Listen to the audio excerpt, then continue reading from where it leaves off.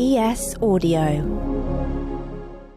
From the Evening Standard in London, I'm Rochelle Travers, and this is The Leader. Risk-taking by individuals and businesses can only happen when governments provide economic and financial stability. So the best tax cut right now is a cut in inflation. Jeremy Hunt has shared his vision for UK economic growth, but it's left people asking, where is the detail? In a speech at Bloomberg headquarters, the Chancellor said he's prioritising reducing inflation over tax cuts. Hunt, a former Remainer, went on to say that he intends to utilise opportunities from Brexit and increase investment outside of London. But how he plans on doing it all? Well, we might have to wait until the budget in March to find out. David Bond is the Evening Standard's deputy political editor. Business groups will have been pleased to finally hear from the Chancellor his medium to long-term growth plan. Of course, he's been pretty much firefighting from day one when he came into the job in the autumn. So I think this was his first opportunity to set out his vision for boosting growth. And so I think business will be pleased to hear that. And judging from the reception he got from chief executives in the room at Bloomberg's HQ, it seems that it went down quite well. But I think a lot of people are asking questions about where is the detail? You know, you've set out this broad brush vision for how you're going to get there, but it's lacking in the actual roadmap. So I think that's what they will want to see next.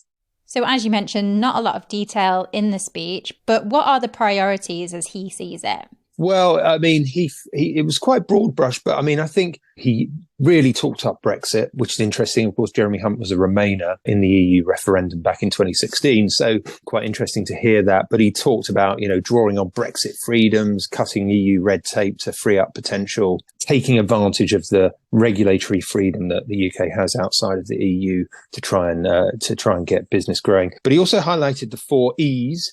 Which are enterprise, education, employment, and everywhere, which was another way of saying levelling up. And he really focused on green industries, technology, data, artificial intelligence, saying the UK sort of playing leading roles in those industries, and that it's vital that he as Chancellor and that the government looks to try and help stimulate that and drive it. But of course, the problem that Jeremy Hunt has is that ever since he came into the job, as I say, in the autumn, he's been trying to tackle the sort of repair the damage from the Liz Truss, Kwasi Kwarteng era, which, you know, left the economy really and, you know, sort of teetering as they unleashed all these tax cuts, which were essentially unfunded and sent markets into a tailspin. And so he's been trying to get the economy back on a stable, even keel since then.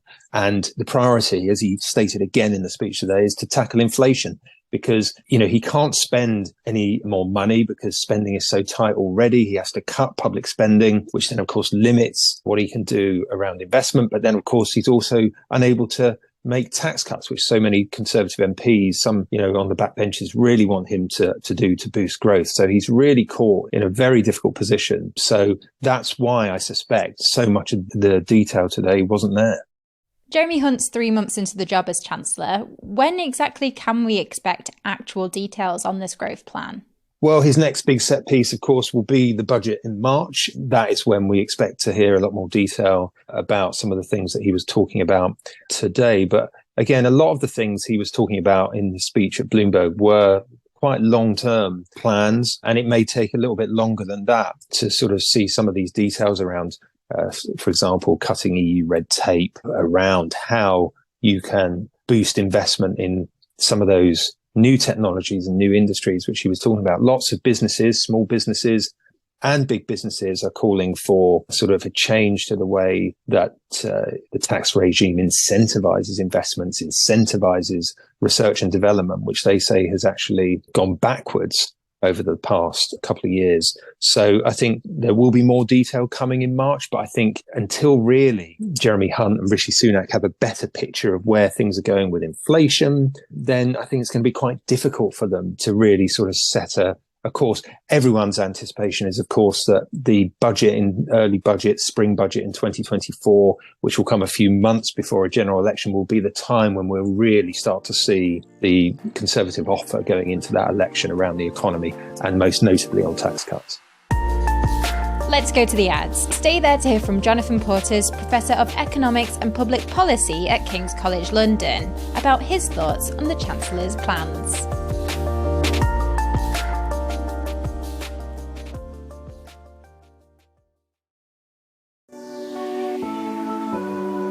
Welcome back. Jonathan Portes is Professor of Economics and Public Policy at King's College London. Well, there isn't really a plan that we've heard today.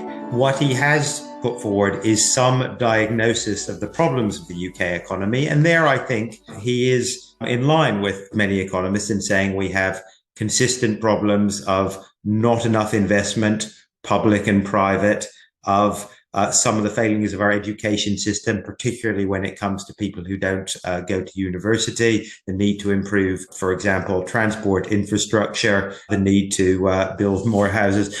All of these are problems that have long been recognized. And indeed, it's interesting that actually his diagnosis shares some of the characteristics that many of us have been talking about for the last 10 years. I think there's a recognition. It's quite interesting that even the Chancellor in a government that has been in power for now going on 13 years recognizes the degree to which this government has presided over a long period of pretty poor economic performance. So in that sense, I think he's got some of the diagnosis right. Of course, the big omission here is Brexit, where there is a general consensus. And I think Jeremy Hunt knows this perfectly well. He was a Remainer after all, that Brexit is also part of the problem. It's not the main driver of our current economic problems, but it is making things worse.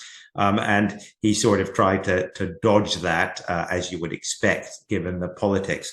So a lot of the diagnosis is correct. But in terms of a plan, there's really very little in the way of a substantive plan for addressing any of these big problems. And I think that's the big issue. It's not the diagnosis of what's wrong, where there is a degree of consensus, but in terms of what we should do about it, where there's not much in the way of a plan. And in some things, I think, the plan is, if anything, going in the wrong direction. What would you like to see in the plans? Well, so two big things that I think are obviously missing. One is coherent strategy, not to reverse Brexit, because that's not on the agenda politically either here or in the European Union, but to repair our economic relationship with the EU so as to at least mitigate some of the damage that Brexit is currently doing. That's going to be an important part of any credible long-term strategy. And again, I think Mr. Hunt knows this perfectly well, but he can't say it. So we will have to wait at least for a resolution of the Northern Ireland problem before we get a coherent plan on this, and maybe somewhat longer. So that's one big omission. The second is on taxes, where he's correctly said that there's no particular scope for cutting taxes in the short term. And I think most economists would agree with that. But the problem is that he's also saying that lower taxes are going to be essential in the medium to long run. And that's neither true nor feasible. It's not true because the idea that lower taxes in themselves generate growth has not been borne out by our experience over the last 30 years. And it's not feasible because I think we all know that the damage done by austerity to our public services and the fact that on the whole, politically, we want decent quality public services mean that over the medium to long run, taxes are going to have to go up, not down in the UK. And so any credible economic strategy has to deal with that fact and not sort of make silly pie in the sky promises about cutting taxes. Now, putting up taxes isn't going to be great, but you can do it if you're prepared, without damaging the economy, if you're prepared to reform the tax system, if you're prepared, for example, to tax wealth more, to tax property more, to tax better off older people who are still very tax privileged more. But that requires political will. And again, there's no sign of that. So, silly promises about lower tax as opposed to meaningful tax reform that raises more money at the same time putting the burden on those who can best afford it is not going to get us very far, frankly. Jeremy Hunt is 3 months into the job now. How do you think he's doing? What do you think of the current state of the UK economy since he's been Chancellor?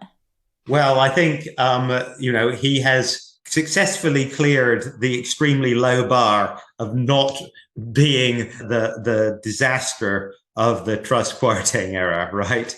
And in that sense, when people say, oh, the grown-ups are back in charge, he's restored stability. I mean, he's done that in the sense that he's not Kwasi-Kwarteng and Liz Truss, which is a good thing. And I think he has successfully, repaired some of the damage that they did. You have a degree of stability in markets and so on that they did their best to blow up. So all that is fine. But as I said, that's good in the short term. What we don't have is anything that remotely resembles a sort of a sensible long-term strategy. How is the UK economy doing in comparison to other countries at the moment? Well, I think as you would expect, our performance overall is not that different to most other countries in Europe because we're being affected by very similar global factors, the rise in energy prices, the rise in food prices. We are doing slightly worse than most other countries. Our performance, we are the one country who's, I think, still output is still slightly lower than before the pandemic. That's driven by a number of factors. The nature of our slightly dysfunctional household energy market hasn't helped. And then, of course, Brexit, which is not, and I keep on saying this, Brexit is not the main driver of our current economic problems, but it is clearly making things slightly worse in terms of growth in inflation and our trade prospects. So, we are performing